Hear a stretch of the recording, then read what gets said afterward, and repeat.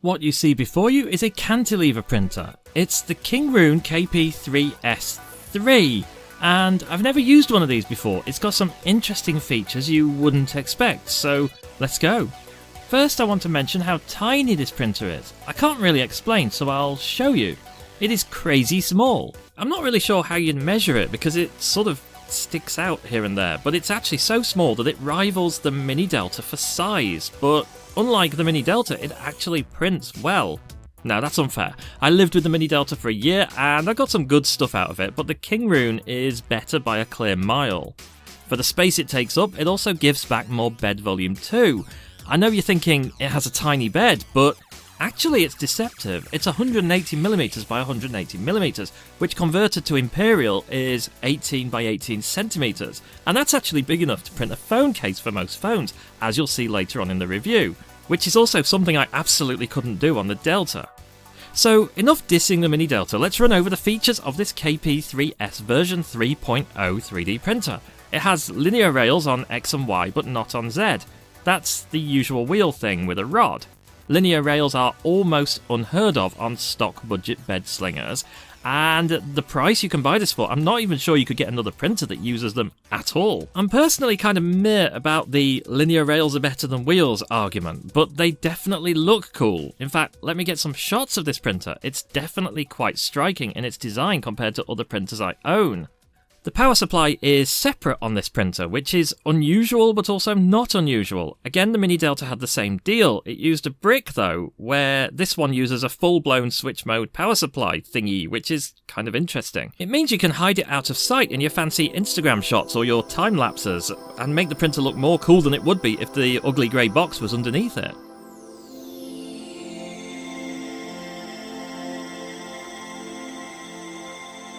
As well as linear rails setting this printer apart from others, there's a glaringly obvious difference regarding the Bowden setup.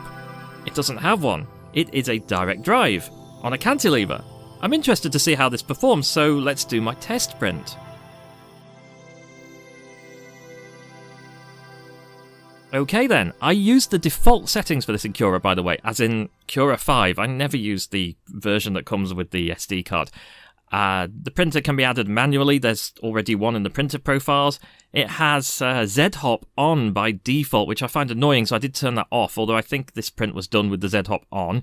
Either way, we have one really good calibration print here. You would expect the weight on the toolhead thingy, especially on a cantilever, to cause all manner of chaos, but I'm not seeing it. Ghosting is really good. Surprisingly good. I did not expect that.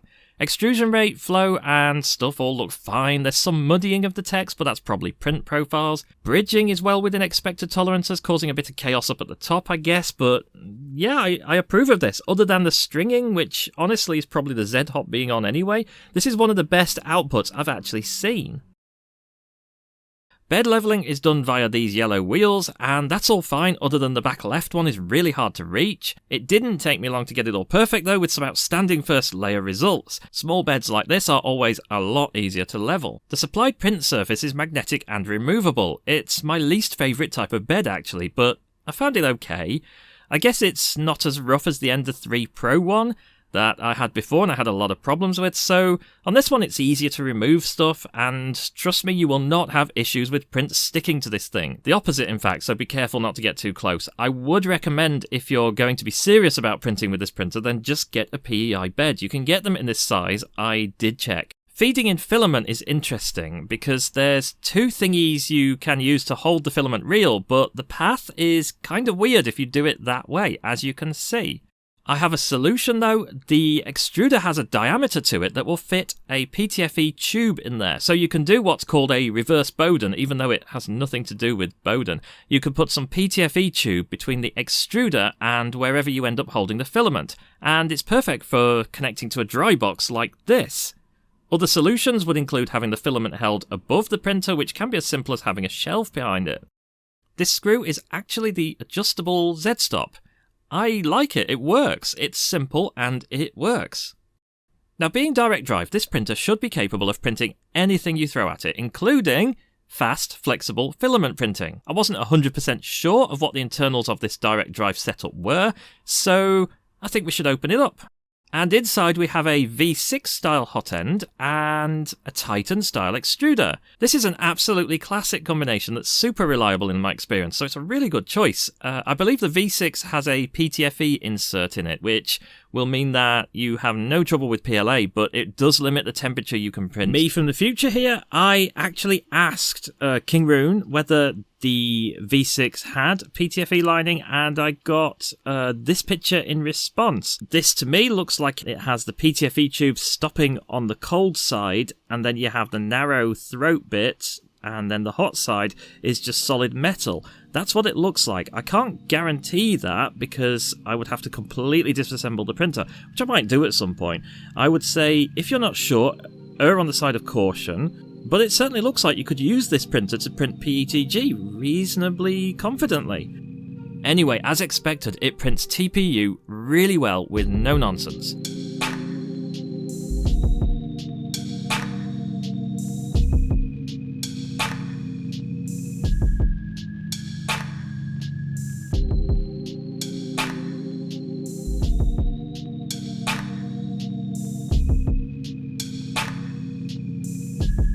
I had to try the 70A TPU that I used in the previous video, and I had zero problems here either. With 130% flow rate, it managed to get a good density to this solid block too. So, if you want a cheap printer that can print super flexible filaments of 85A and below, this should actually do it. Let's have a quick look in the bottom then. I'm aware there's a few versions of this board, but I'm actually honoured because this is my first encounter with one of these. This is a GigaDevice ARM chip. They've been popping up here and there, presumably due to the ongoing chip shortage, and they are an alternative to the STM32. Other things to note, this is a bespoke board that looks very similar to the Robin Nano board that seems to be in every printer these days. I would speculate that it is a version of that. Also, if you find yourself inside here, which you probably should, because to choose the right firmware, you have to know which chip you've got. So while you're in here, it might be worth taking 2 minutes to just fix the bed connectors, which on my model are tinned. You don't have to ferrule them as it happens. Apparently it offends everybody that I say ferrule. You don't have to ferrule them as it happens. I checked the spec on the terminals. You can download data sheets. They are actually cool with stranded wire, but I should qualify that statement with the fact that I don't know what I'm doing, as evidenced by previous classics that I've done, like ferruling over tinning. But bear in mind that tinned wires will eventually fail, ferruled or otherwise. I don't think it's as huge an issue as it's made out to be, but I have seen several examples of that failing and burning the terminals. It's just worth doing, I think, because why not? But do make sure that you are competent at doing it, because doing it wrong is worse than not doing it. The belt here is absolutely fine too. The tension is okay. So what else? Well, here's some things I printed.